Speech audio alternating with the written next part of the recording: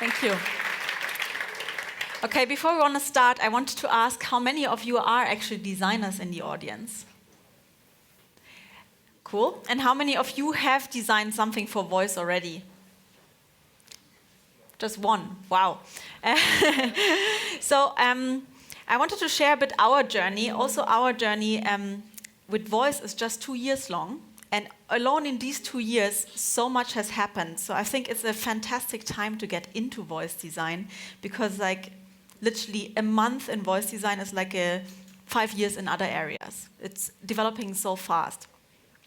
CareerFoundry is, as was mentioned, a school for design trainings. And about bit more than 2 years ago, Alexa approached us quite desperately. And they said they had done a lot of trainings for developers on voice, but what they're lacking really is the design aspect. So the people that can actually create voice experiences that people want to use. And basically the main reason that is stopping large-scale adoption is that the experience side isn't there. So 2 years ago, we launched the first voice experience course together with Alexa. And since then, as said, the industry has grown vastly, and it's really exciting. So what I wanted to share today is why there is a rise of voice and why we have a revolution without interface, as I call it. Then how to apply UX principles to voice design, and also some of the ethical challenges that we have with voice design. Yeah? Good. Let's get started. So who of you has ever felt this way? You're glued to your phone all the time? You're endangering yourself and others trying to communicate? And multitasking in the house. We all know these situations, and that's why we have a revolution, right? Because voice, it's no wonder, it's been a human dream for decades that this would happen, but now finally it's becoming a reality. All big tech companies invest billions into voice currently, and it's becoming a massive industry, billion-dollar industry. Already more than 70 million households have voice assistants now in the house. So the question today is no longer if we get to decide if VUIs, VUI means voice user interface, if VUIs become a thing, but as designers we get to decide how they are designed. So I'm going to say this again, it's no longer a question if they become a thing, but we as designers have the chance how they are designed to develop that. And here, as designers, we have greater responsibility than ever before when it comes to designing for voice. Because it's such a young field, and and there's so many design challenges still to be figured out and many ethical challenges to be figured out. So the designers are much more in the responsibility than in any other field. So I think it's mega exciting for designers to come into. And before I go in that, so I thought I could obviously tell you all of these, but I'm going to show you a little bit of a visual side of the challenges, also the opportunities that we have with voice. So I'm going to show you a couple of pictures now. And you can see both the opportunity in that, but also the ethical challenge.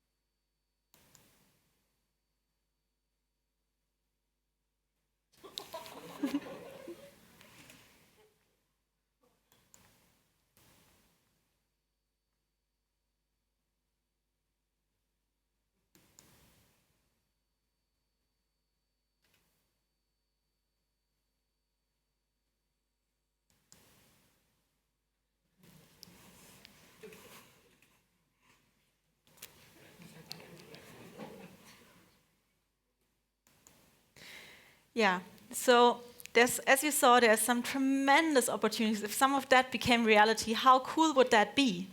But of course, that also means, if Google and the device knows my deepest psychological thoughts, that means, I'm trusting a lot. And the danger is, of course, what if they're listening all the time and we're getting to a point where nothing is we have, not even our thoughts are protected. They're all open for a government or anybody to hack themselves into that system.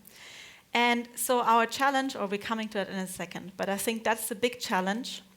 That's also one of the biggest criticisms when it comes to voice. And for example, Google in its last Google Home Mini basically put a switch into the design that you can switch it on and off. But of course, people are not going to switch their device on and off all the time, especially if they're using it a lot. So it's a first try to alleviate those concerns. But it's as you see already, that is a design fix to the problem. Maybe not the ultimate fix. I don't think it's the ultimate fix, but it's a first step. So with a lot, when it comes to voice, is it's not, it's the typical saying is scientists were so concerned whether or not they could, that they didn't stop to think if they should. And I think that's a lot of the concerns that are there in the world at the moment. And that's why I'm saying designers carry greater responsibility than ever when it comes to designing for voice. Because here is really where the designers can steer what information is taken, how data is being secured, and so on. And I think that's a very exciting challenge. So, and now we're coming to UX principles. I think it was only like 30% of you are actually designers, but I think I'm going to make it in a way that, even if you're not a designer, even if you have no idea about UX principles, we'll make it in a way that it's easy to understand. So first of all, how it works to even design for a voice system is very similar to the mobile phone, to the app store. You have an app, you have a platform, you have a device. So for Alexa, for example, the device is the little Alexa dot, for example, the Echo dot. In your mobile phone, it would, of course, be your phone. Then you have a platform. Here you have the Alexa operating system. For phones, that would be, of course, iOS or, how they're all called. And then lastly, you have an app. And so basically companies or designers, they are building the app. And with Alexa, the app is called Skill. So when I talk about a skill, that's is exactly the same as an app. And the cool thing is when you design for the screen, you obviously have to design for different screen sizes, for different devices. But here with voice, you only have one, you don't only have one solution, no matter what the end device is. Whether you dial in with your ear headphones or with your mobile, whatever, it's always the same. So it's quite cool. Makes it much easier. And here you see the Echo has many, many skills. There's a Uber skill, for example, to call a taxi. There's a Domino's skill to call a pizza. And like in the App Store, there already are, but there will be millions over millions of skills or apps to order things with voice or to do things with voice. So, and here comes our first UX principle. So one of the most important concepts in UX is a persona. That basically means we really learn who our customer is. And the more we know, for example, what motivates our customer to be interested in our product, what are their fears, what are maybe their worries about our product. We need to find out all of that, and the more we know them, the better product we can build for that customer. Because, for example, if we know, say, for example, data security is a problem for them or is a worry, then we can change the product to be more data secure. Or if they worry about trust, like will this product really work, then we can think, okay, how can we, show customers that it really works? That's often done with success stories, testimonials, whatnot, for example, or guarantees. So normally we have a persona which is a customer persona, and that normally shows, what most of our customers look like. It would, for example, say it's a man between this and that age, lives in that and that country, and so on. With voice, we don't just have a customer persona, we also have a voice persona. And I don't know, like many of you might have heard from marketing, there's something that's called a brand voice. So every brand is supposed to have a voice. Companies spend millions over millions developing their brand voice, and it's normally, how the brand sounds and feels and looks. Here, with voice, the brand actually gets a voice, properly speaking. And so also here, basically, you don't just have a customer persona, you need to build a voice persona. So you need to think, okay, our brand, is it going to be a man or a woman? Is it going to be joking, or is it going to be serious, or is it going to be authoritative, or quirky? Like there's many personalities that you can give your persona. Like, for example, when you think in cars, how will the Mercedes persona be different to the Mercedes voice be different to the BMW voice, right? And you see these brands have a very different and distinct identity, so their voices will be different and distinct. The second is we don't talk the way we type. And that's also very, very different to the screens when you design and develop for a screen. Because, for example, when you search something on a screen, you would type best pizza Zurich. But when you speak, you would say, Google, where is the best pizza place in Zurich? So it basically becomes much longer, and we need to factor that in. And also, of course, the responses from the system back to us are different than on a screen, right? Because the system can't respond with 5 listings where we maybe see just how far they are and so on. So the response needs to be smarter than on the screen. So if you think about that, that's really not easy, right? How do you do that? And I'm going to show you an example in a second. But you really need to completely switch your mind from everything you have ever seen in sort of platform design and completely rethink it. So it's also a chance, for somebody that maybe isn't a designer yet. It's maybe sometimes here it's not a baggage actually to not have that experience. It can be actually quite fresh to go in it without having any platform experience. Then user flows. Does anybody know what user flows are? Yeah, it's another term that's like a very UX-y term. It essentially means, normally when you come to a website, you see a nav bar, then you see several pages, several things you can click on. And of course, that wouldn't work in voice. You wouldn't have a search bar, for example, there, or drop-down menus. We know that often, for example, when we book a train ticket, for example, then there would be a drop-down menu. We can choose from different destinations. That wouldn't work for voice. So, and that's what user flows are normally. And here you see one example that I really like. And this is about booking a train journey. And you see, for example, if on the left-hand side, if you had a website and you would build the voice exactly as you had it on the website, it would be, welcome to the bus travel, what's your departure city? Then you type in your departure city, or you say, it's Boston, Massachusetts. And what's your arrival city? Then you would say, well, New York City. And you would say, thanks, which day do you want to go? And then you say, tomorrow. And so it would go on, and it would tell you different prices, but it would take forever. So yes, you can do it like this with voice, but it would not be a good experience. And so voice design is all about creating an amazing experience, making it much better than using it on a device. Because that's the end goal. Voice should be better, should be more human, should be much more fun than the screen. So instead of doing it this way, we need to rethink it and say, and have a one-shot input that should work. So the one-shot input here would be, I need a ticket for tomorrow from Boston to New York City. It's easy when you see it like that, right? It's very easy when you see it. But when you actually have to invent that yourself, and this is also, of course, a fairly easy app. So for other apps, this is much, much harder. So it takes a lot of creativity and hard work. By the way, one point I don't even have here is user testing. User testing is obviously one of the most important things in UX.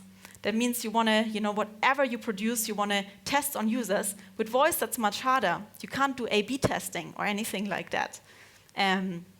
So you actually have to put sometimes people into a room and test with them the different commands. Like I actually have heard companies, they have 2 booths, like telephone cells, and they have the testers in one cell, and somebody else is actually a real person, just speaks as if they were a machine or a voice assistant. Because it's cheaper to do it this way than to build the whole thing and then only test it.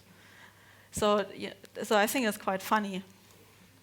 Okay, then fourth, accessibility is another important UX principle, and it basically means, is it accessible, is it readable for different people?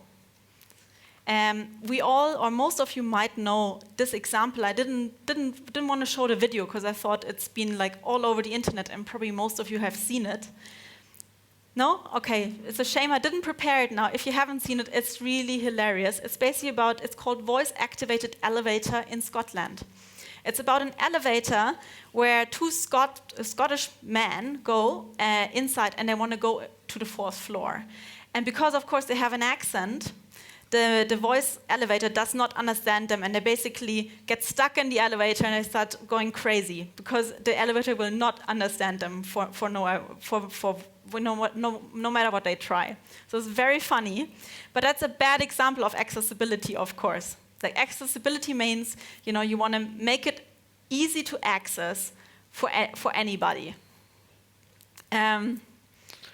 So we'll come to another point in a second, but for example, the elevator in Scotland is basically not a good context for a voice assistant these days yet. On the other hand, for the visually impaired, voice is of course a ginormous possibility. So accessibility for visually impaired with voice is maybe improving their life already today like it's never been. So there we have a massive chance. So accessibility is basically different than with screens. And here we have context. So context is everything in voice. It basically means when you use a voice system, you're not going to use it from anywhere, right? So people use it in certain circumstances. So there's a reason why most of these voice assistants are designed for the home, right? They're not called Google on the go, they're called Google Home, right? And the reason is that most people use it at home. As I think we heard this morning, people check the news with it a lot, they check the weather, they set their alarms. These are some of the most used actions for voice. And so the context for which you design your app, so say for example for your company tasks you with designing a new app, then think, okay, how would somebody use that in this context? And for example, if the context is more on the go, then you have to think, okay, how do I build it for on the go that it actually makes sense? Besides the home, we know that users use it very much in the car. So you see, actually it's used more in the car than at home. The reason is, of course, that in the car is actually like one of the best examples. We saw that at the very beginning of this presentation, because you often have to communicate in the car, I'm a couple minutes late, or you want to check if there's traffic on the way. And that is like highly dangerous at the moment, doing that with your phone. And so that's actually that's why all of the car manufacturers, for example in Germany, are the ones that invest most in voice in Germany right now. These are really the companies that invest heavily into it, that are most advanced in the field, because there the use is just the most prominent. And that, like, I think Mercedes-Benz already has like the new Mercedes-Benz user experience that includes a voice. You see that, for example, at work, hardly anybody is using it, which, you know, I think there will be a use case for that at one point, but at this point, people probably just feel weird about it, and in public also, right? It's the same as with the phone in public. You do it less, like for example in the train, people don't use the phone as much.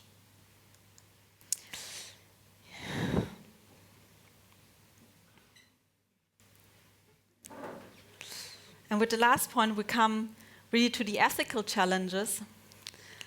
So I think in the slideshows that we saw earlier, you saw that there's tremendous opportunity there.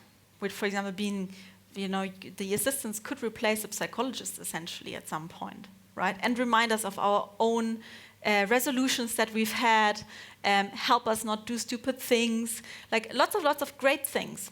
But of course, the ethical part is like, how do we make sure if they help us with all of these things that our deepest problems and fears do not come out to the outside world, right? And that is already now, like there's a lot that the designers can work on. Of course, that's also a managerial decision. But as a designer, you can really think, okay, how can the system be encrypted, for example? How can we ensure that some commands work and others don't, for example? Or in which situations does it actually really make sense to bring voice in? So now, these are our 6 UX principles. They were kind of fast. And of course, if you have never heard about UX before, maybe some of them are quite new. But I think it makes sense, like if you think about anything you do for a screen, is basically has to be completely rethought in voice.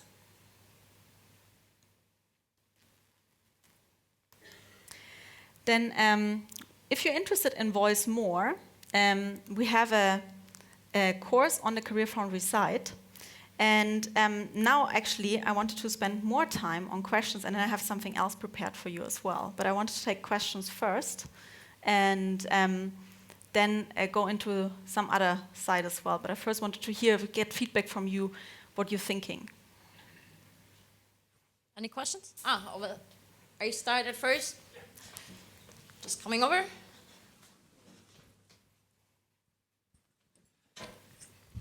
Thank you. Thank you for the talk. Going back to your statistics on where voice is being used, and it's a public like 6%. Yeah. Don't you think it's just because there are less devices that have been implemented? I mean, I would love to use voice in public for train tickets and stuff. Don't you think it's just easier at home because of noise cancelling and other constraints? Yeah, I think, for example, Google just invented this year these Google EarPods that basically translate real time what somebody else is saying. That's essentially a voice assistant. But they have only been on the market for, I think, a couple months now. And so, of course, that is, for example, the perfect example that people will use on the streets. I think maybe it's just the first generation, as you say, of devices is more used for the home. Yeah. The next one was here around the corner. Yeah. You said in the beginning that we don't have the sort of different screen size sort of problems with voice. I would challenge that because first of all, you have one mode is like the Alexa style, Google Home style, where you have no screen in combination. But then there's another one where, for instance, with Siri, where it quite often tries to receive voice but then give feedback visually. And sometimes it sort of could be contextual that given the environment, it would change. So if you are hands-free, if you're in a car with a mobile phone, you would do the feedback audio, but if you're sitting with the screen in front of you, you would do it visually. What's your take on that? Of the different modes? Maybe at the moment we are just focused on pure voice interfaces and it just operates in one way. Like we used to be with desktop computers, we didn't have laptops and so on in the beginning, we just had one mode and everybody used more or less the same screen size and so on, but then we started sort of the explosion. Yeah. Don't you think there'll be an explosion as voice broadens out here in the variation? So what we of course have, and I think you've seen that in, let's go back here, where was it? Yeah. So what we do have is we have different platforms, right? And for anybody that's developing an app, you know that you know, the biggest problem is the decision: shall we do the app for iOS or for Android, and or for something, or you know, for any of the other systems, for any of the other operating systems. And it's always a challenge, right? Because for each system, it takes a lot of resources and a lot of time. Here, we have the same. Each platform is different. So they like, you know, the Amazon platform, the Cortana, and so on. They're all different. So this is where the difference lies a little bit in the operating systems, but the input, the actual device, doesn't matter. Because, you know, the voice output doesn't have like different screen sizes or anything. And that's where the beauty lies, that, you know, currently you know, even for different phones, you know, the picture could be disturbed if you hadn't managed that beforehand. But for voice, that I don't think will happen, because there is just one output of voice. Other questions? Just a short one. Okay. For mobile phones, thank you, Mary. For mobile phones, we have like the web as a unifying platform where Android and iOS and whatever phones can sort of have web apps to access information. Is there anything like that for voice? Like a unifying platform instead of having all that, like the web for voice? That's unfortunately no. That's why also there is such a race. Like often I don't think we even hear that so much. But there is it was the other way. There's a ginormous race between all of the tech companies to basically become the biggest platform first, because only the biggest will win here. That's why there's massive competition. Like, for example, Alexa has currently 5,000 employees working on that. Imagine that. So there's a massive race because whoever has the most skills is a little bit like what happened with the iPhone, iPhone, right? The iPhone had more, or the store had more apps than Android at the beginning. So people just gravitated towards that because you just had more options. And almost until today, you know, that's one thing that often keeps people from buying not an iPhone, because there's less apps on the other stores. So there's not one unifying platform like on the web. The next question was over here. Thank you very much for your talk. I was really glad that you brought up the ethical questions. And I was wondering if you have any experience, because, I mean, if you talk about ethical questions like data security, are we in a place where we can push those, for example, data security issues? Because, like you're showing in the slide, I mean, these platforms are in the hand of very, very big companies. And do you have experience? Can we say, hey, we like to have this like that, or? Yeah, absolutely. Like, because with your own skill, so remember, skill is what an app is for the phone world. You can develop your skill as you like. It's as if you would use an app or build an app, right? And you can design that yourself. So I think there is a choice. But of course, the apps that these companies bring out, there's nothing you can do, of course, yeah. Next question was over there. Okay, coming. Thanks a lot for the talk. I think the accessibility topic is very interesting, because what you said about complex visual user interfaces, which are very hard to transform to language, to words. And screen readers nowadays, they only use words. And when we go to voice, are there attempts to also include sort of a multidimensional experience like clicks or background sounds? If you get a mail, you can make a ping, for example. Is this also voice? Or is it also only about words? You got a mail. That's a good question. I think there could be also just sounds, right? It could be that every time you get an email, your car makes bing or something, and then reads you the email immediately. And I'm sure that is actually possible if you set it up that way. But it's mostly, of course, the beauty is about the words, because the bing you could already have from your phone today with most things, couldn't you? But it's about, you know, that you get read your, you know, that you can have the system read your bedtime story.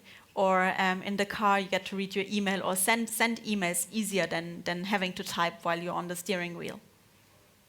There was a question over there, or okay.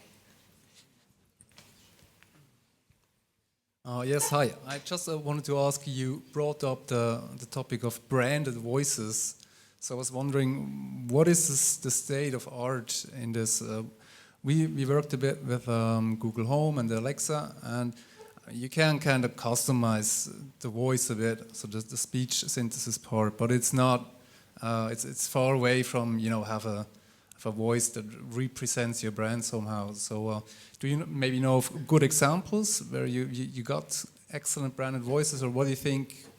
Is it possible I can call up Nespresso tomorrow and get to talk with George Clooney? I'm not sure they're allowed to like copy actual human voices, at least brands. They would probably have to pay for that, but actually that could happen, right? And in future, celebrity endorsements are also via voice. But yes, already these four that you see here, they have very different voices and they have different personalities. Some are more quirky, the others are more serious, So we already see it happening, but of course, you know, most companies just scramble to get any voice out there at all. So I don't think it's as perfect as it could be yet. Yeah. Okay, So there was a question over there. Would you like to? Yeah. Okay. Let's do one more, and then we. Okay. Yeah. You were continuing talking. Mm-hmm. Okay. Only to make sure. So hurry. Thank you for the talk. I'm wondering about accuracy of the devices, mainly, how that will emerge over the period of time, and how do you consider a barrier of social awkwardness when people are talking with those devices in public? So sometimes if the accuracy is not that great, they need to shout it louder, and how would people react to that, basically? It's like with phones today, right? There is a degree of awkwardness when somebody comes along your way and they talk into their phone. You think like, are they talking to me, or like, are they like crazy? But yes, I think maybe that's why Google designed, for example, the language thing more, that actually gives you input while somebody else talks. So there's the Google EarPods. They translate when somebody else talks to you in a different language into your ear. And this is obviously very non-invasive, but I don't think you would talk back to that. So maybe they just, again, you know, it's a smart design. It makes you look less awkward in public. Yeah. Okay, so I want to do a short exercise with all of you, because I think we're coming to conferences not just to get input, but also to meet other people. So if you choose the 3 people next to you, and talk about, each of you present your voice idea to your team. You're a team now. Like an idea, what would be the first voice experience you would design, and what are the ethical challenges?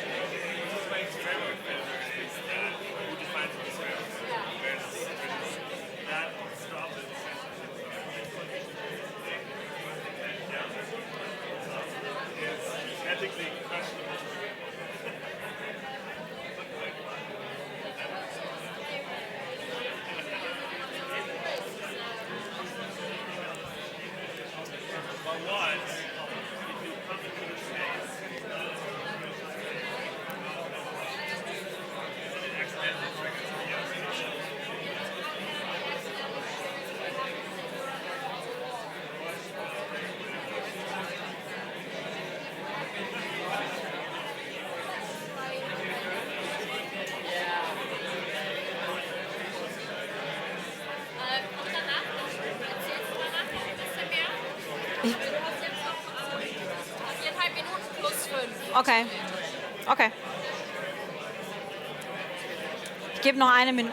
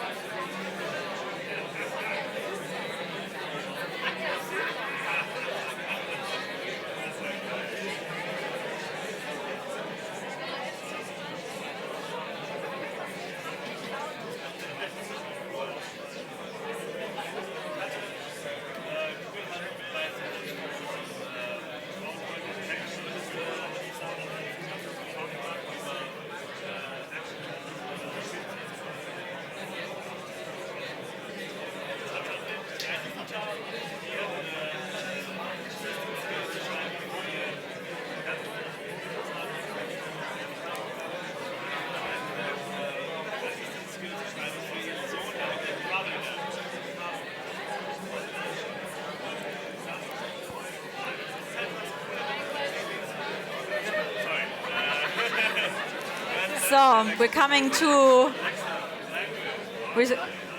an end.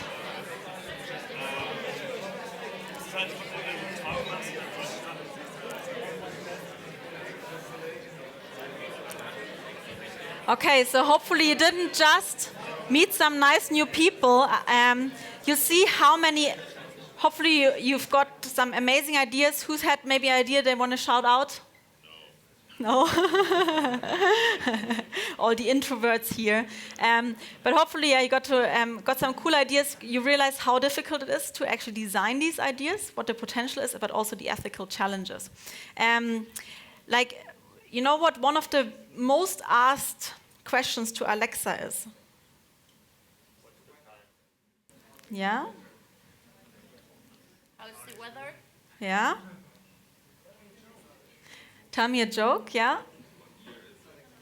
It's Alexa, will you marry me? Yeah. So, and that question has been asked hundreds of thousands of times this year alone. And I think it shows, that what we've seen on what also was asked earlier in the previous talk, this whole question of loneliness, for example, is something that is already a big topic there as well. So basically, no matter which in what industry you are, I think you can prepare for it that voice will come, that more and more people will use it, whether they use it in their cars. Most people, I think, will start with cars or buy one of the home devices. And so to start thinking, what can your company do to be there when people go more and more into voice? What could be a good service in voice, a good skill that you could provide with the company? Because I think those is a bit like with the app stores, right? That the companies that were first on the app store had a massive advantage over everybody else. It's just the traction you gain, the experience you gain by being first is of huge value. So with that, thank you very much. I hope you had fun at this talk. I had fun. And if there's any questions left, we still have a little bit of time, and otherwise I will be around later. Thank you.